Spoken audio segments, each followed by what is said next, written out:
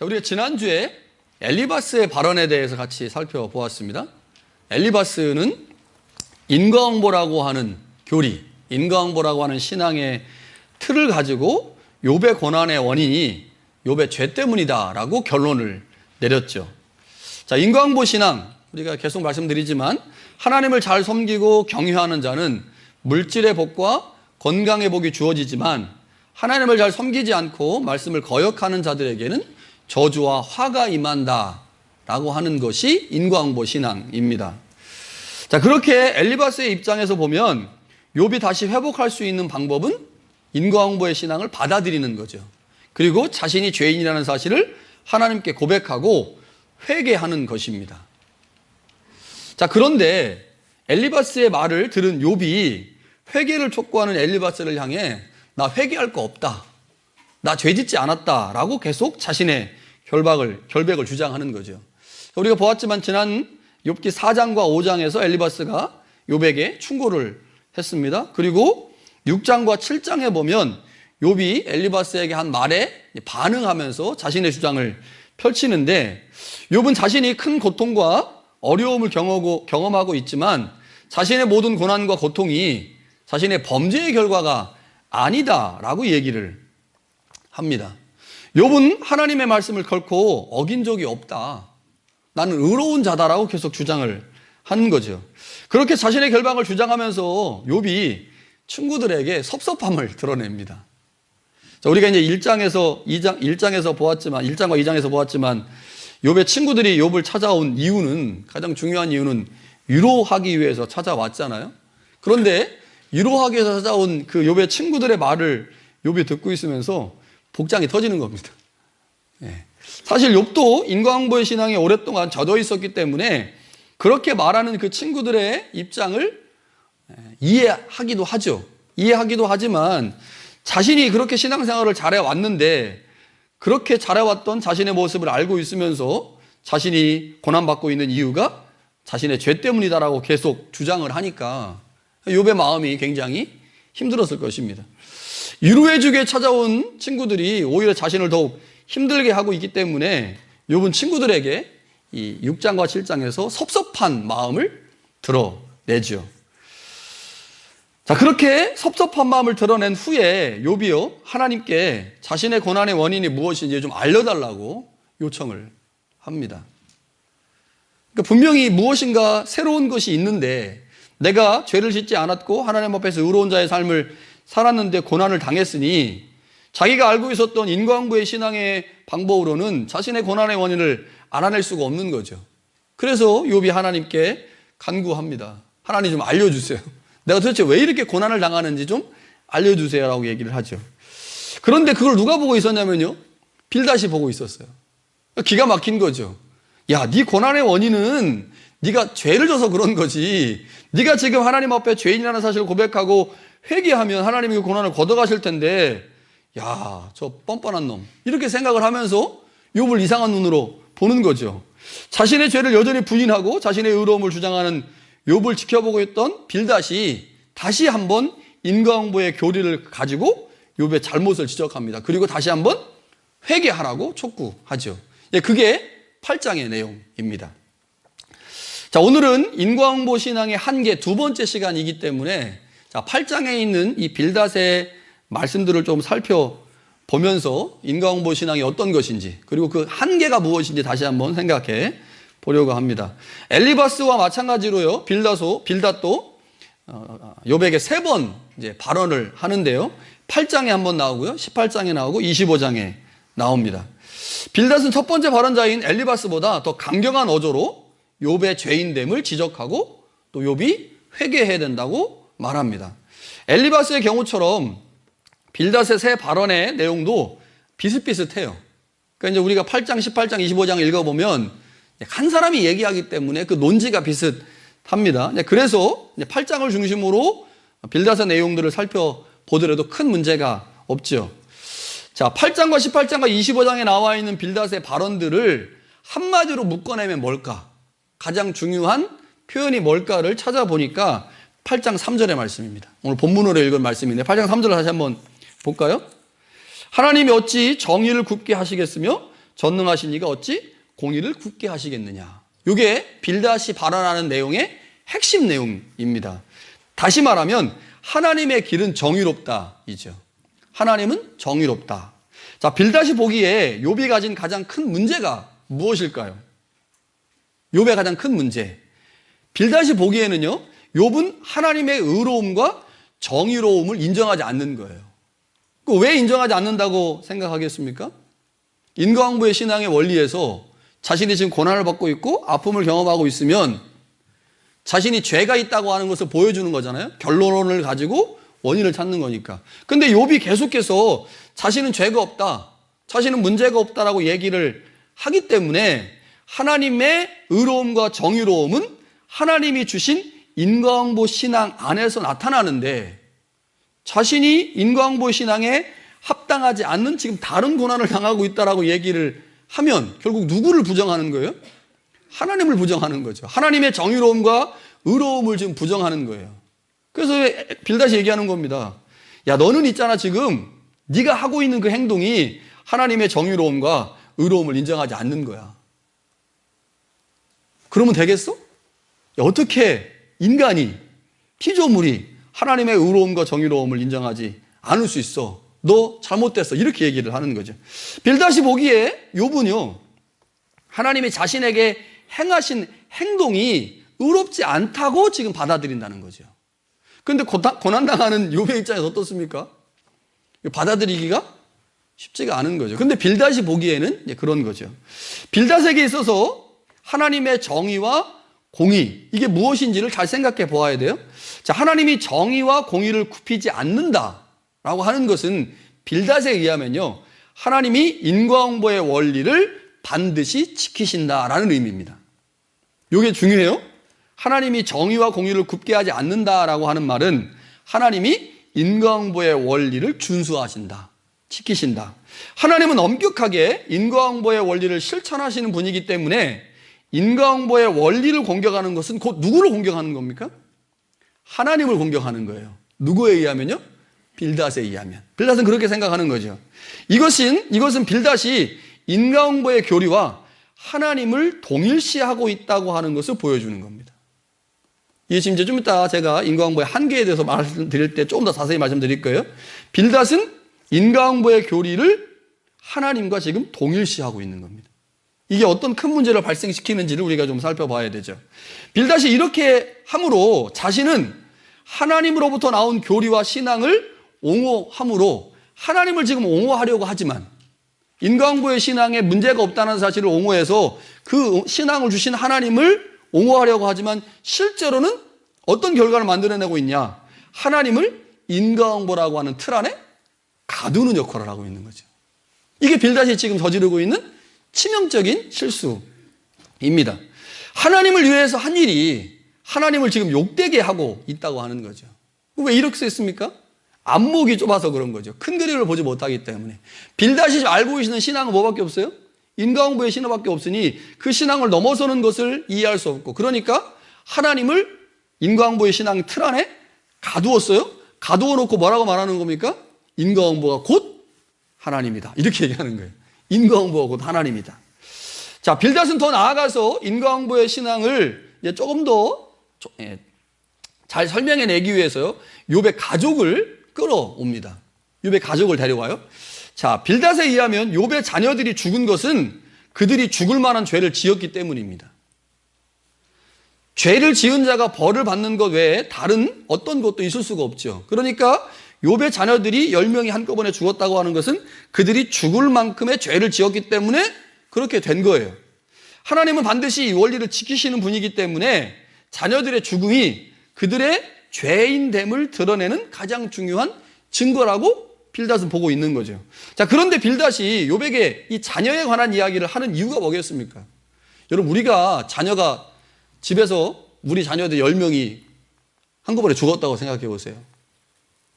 근데 누가 와가지고 그 자녀에 대해서 얘기해요. 속이 어떨까요? 안 찢어지겠습니까, 여기?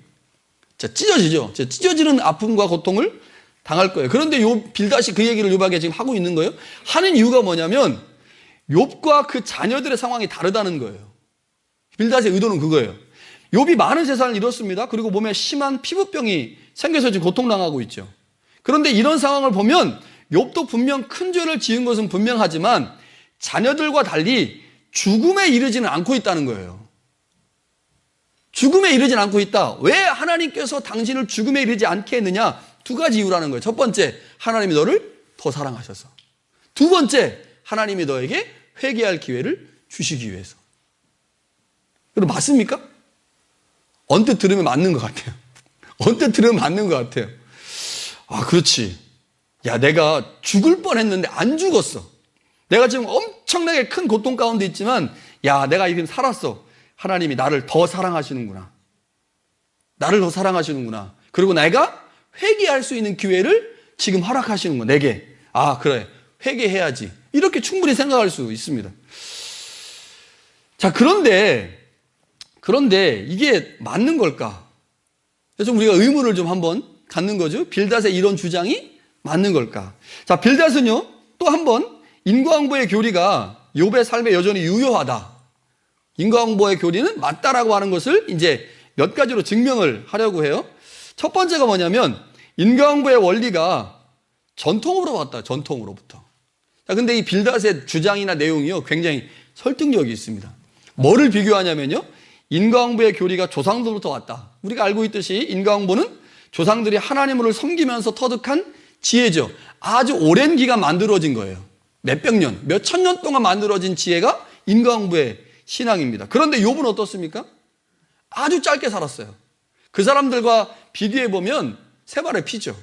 아주 짧은 인생을 살았는데 욥이 산 그 짧은 인생에서 경험한 것하고 수백 년, 수천 년 동안 이스라엘 백성들이 하나님을 섬기면서 그들이 삶의 지혜로 발견한 그 인과응보의 신앙하고 비교해보면 뭐가 맞겠습니까? 당연히 인과응보의 신앙이 맞는 거죠. 이렇게 얘기를 하는 거예요.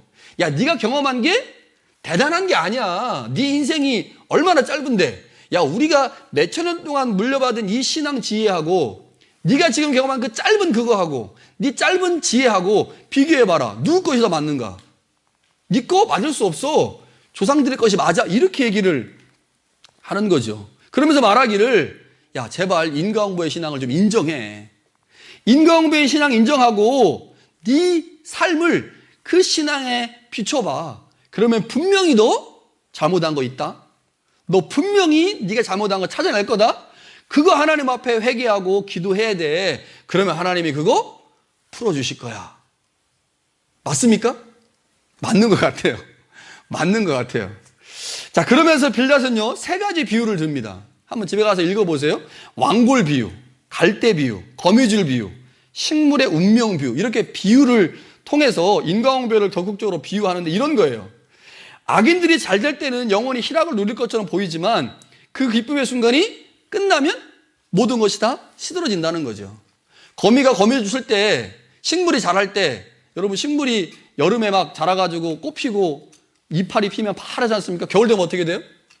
금방 죽는다는 거예요. 악인들은 그렇다는 거죠. 악인들이 언젠가 막 잘 되고, 저 사람 분명히 죄가 많은데 막 잘 돼. 그런데 언젠가는 다 망한다는 거죠. 그러니까 욥이 번성할 때는 네가 의인으로 간주된 것처럼 여름에 있는 식물처럼 네가 의인으로 간주됐지만 지금 식물이 시드는 것처럼 네가 지금 보니 너 악인이었어. 너 어쩔 수 없는 악인이었어. 그거 인정해야 돼. 그거 인정해야만 하나님이 네 삶을 회복시켜 줄 거야. 라고 얘기를 하는 거죠. 그럼 어떻습니까? 우리가 지난주에 엘리바스의 이야기도 보았고 또 오늘 빌닷의 이야기도 보고 있는데요. 매우 설득력이 있습니다. 이 사람들의 이야기가 굉장히 설득력이 있어요.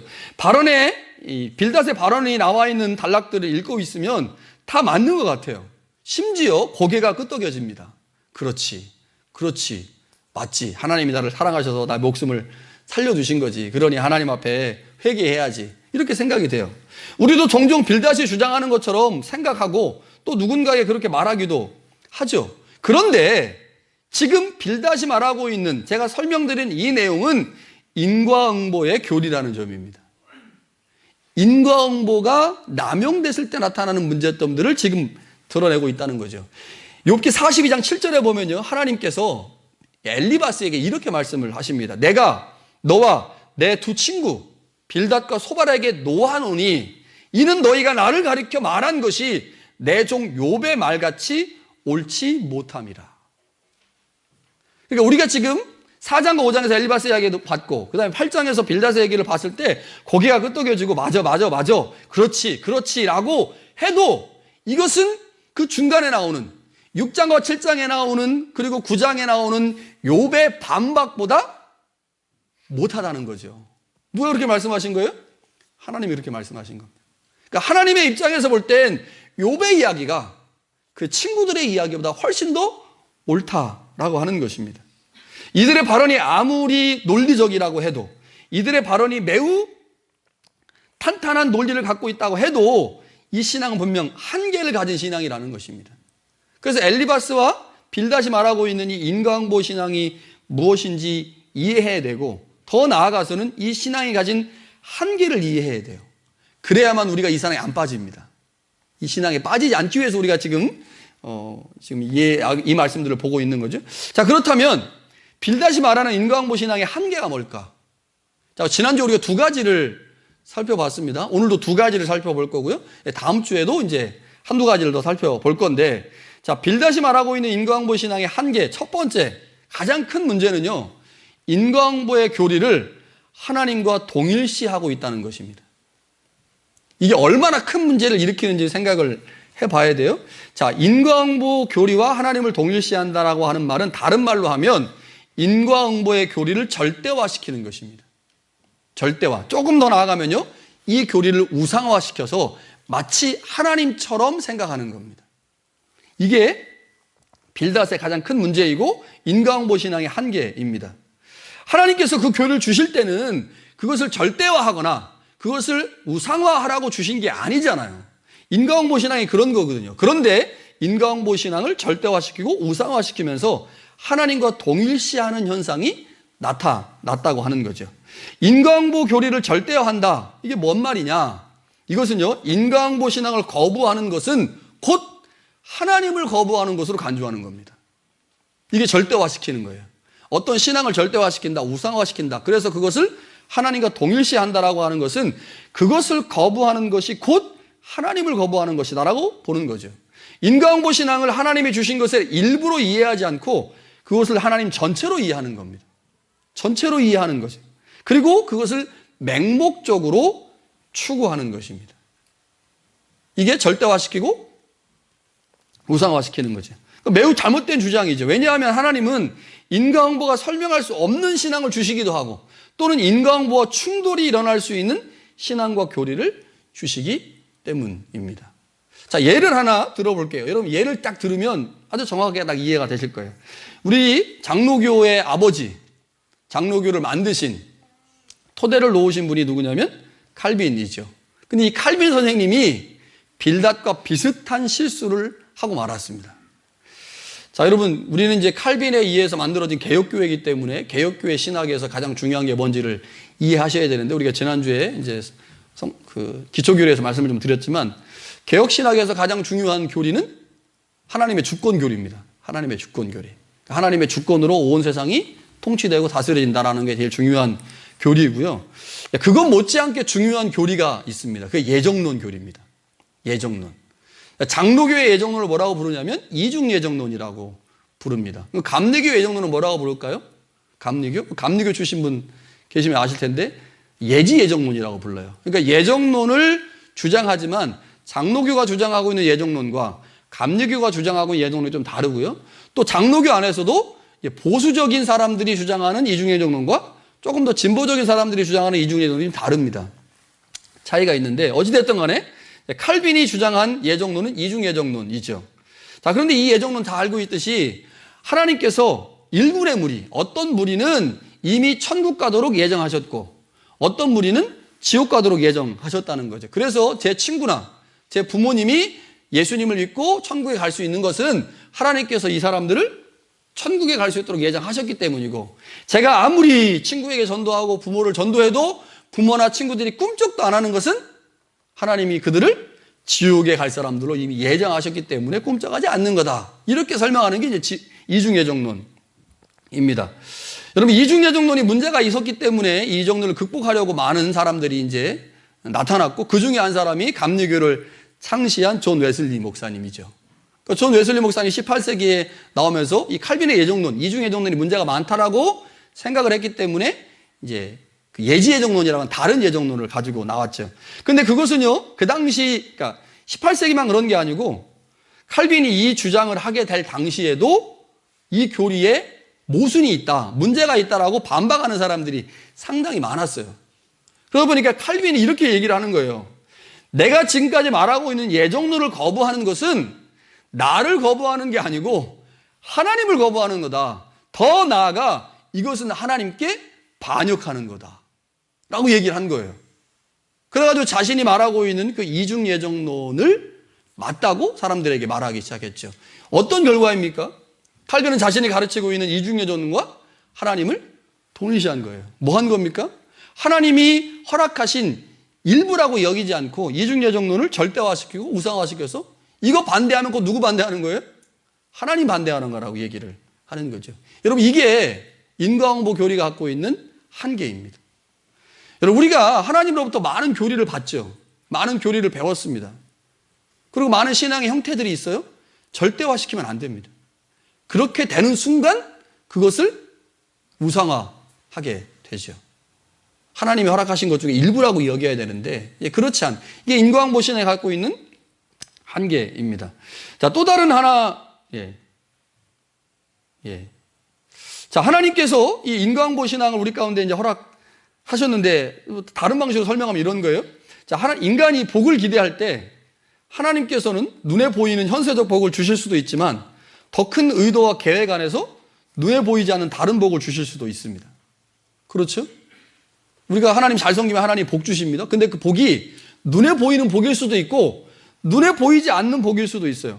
하나님 왜 그렇게 하실까요? 그 사람의 필요에 따라 적절한 것을 주실 수 있는 분이기 때문에 가장 적합한 것을 주시다 보니까 어떤 사람에게 보이는 것으로, 어떤 사람에게 보이지 않는 것으로 주시는 거죠. 우리에게 더 좋은 것을 주실 수 있는 하나님이 우리에게 그렇게 행하시는 겁니다. 이거 하나님의 자유예요. 자유. 자, 그런데 인과응보 신앙을 하나님과 동일시하게 되면 어떻게 됩니까? 그 인과응보 신앙 안에 하나님을 집어넣어서 하나님을 틀에 가두는 거죠. 하나님을 틀에 가두게 되면 하나님에게 뭐가 없어져요? 자유가 없어지는 거예요.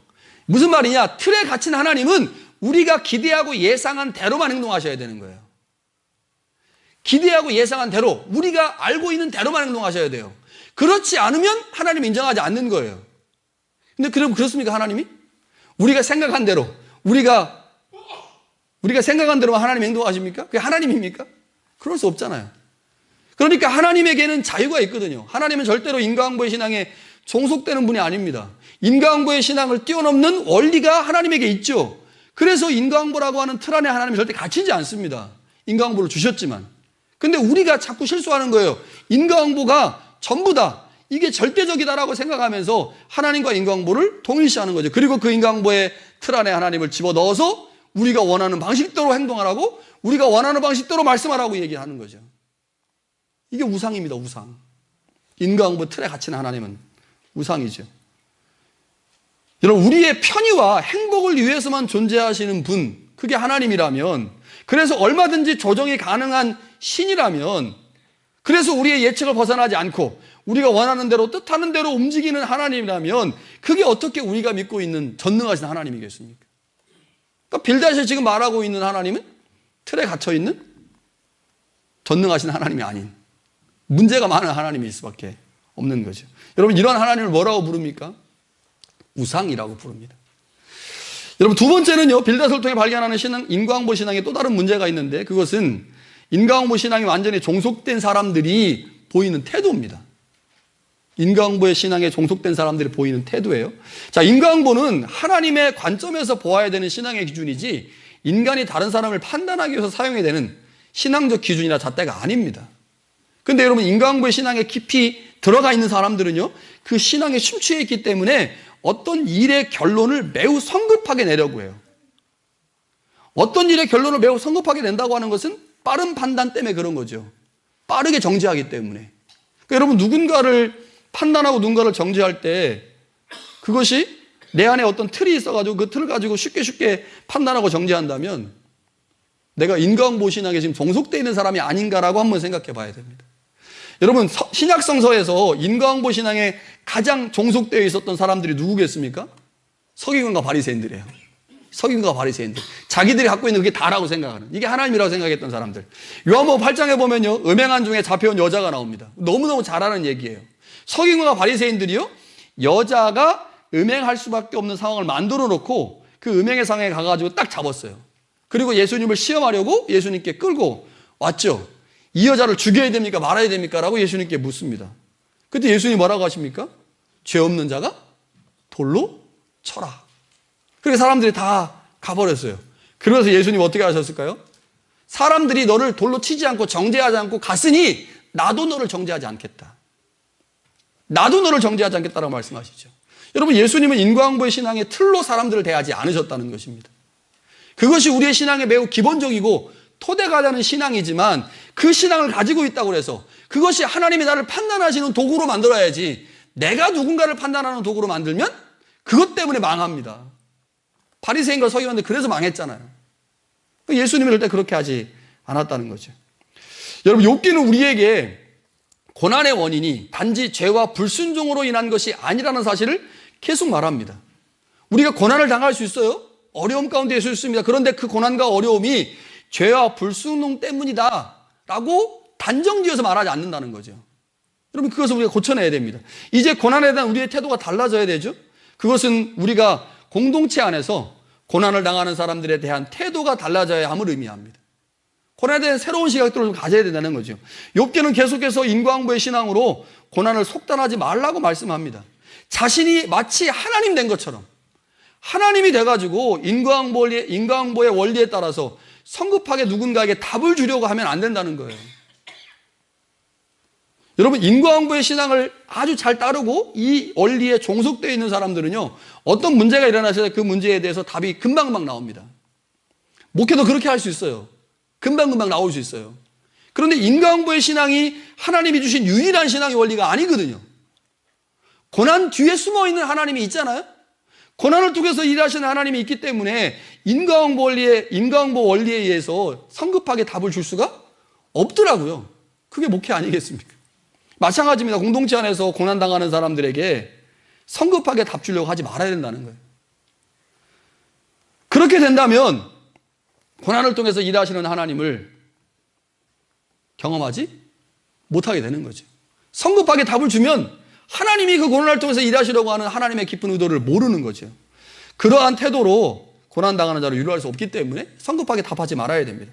여러분, 우리가 고난당하는 자를 대하는 중요한 태도는 그 고난의 원인을 밝히려는 마음에서 물러나는 겁니다. 지금 욥의 친구들 빌닷과 엘리바스와 소발의 가장 큰 문제가 뭐예요?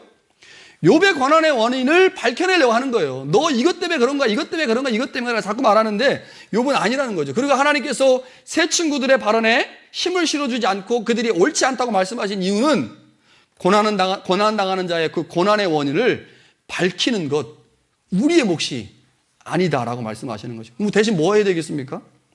곁에 서서 함께 울고 함께 탄식하는 겁니다. 곁에 서서 함께 울고 함께 탄식하는 게 우리가 해야 될 일이지, 마치 하나님 돼가지고 하나님처럼 고난의 원인을 밝혀내려고 한다면 하나님이 결코 기뻐하지 않는다는 거죠. 오히려 고난당하는 자가 숨겨있는 하나님의 뜻을 찾아갈 수 있도록 옆에서 기도하고 도와야 됩니다. 그리고 그 사람의 마음을 공유하고 그 사람과 함께 고난에 머무는 것, 그것이 우리가 해야 될 일이죠. 만약 친구들이 그렇게 했다면 욥이 더 상처받지 않았겠죠. 새순교회 성도 여러분, 인과응보의 신앙 혹은 교리는 우리의 신앙과 삶 전체를 설명해낼 수 없습니다. 이것 가지고는 설명해낼 수 없어요. 다. 하나님은 인과응보의 교리에 종속되는 분이 아니죠. 그렇게 우리도 역시 그 교리에 종속돼서는 안 됩니다.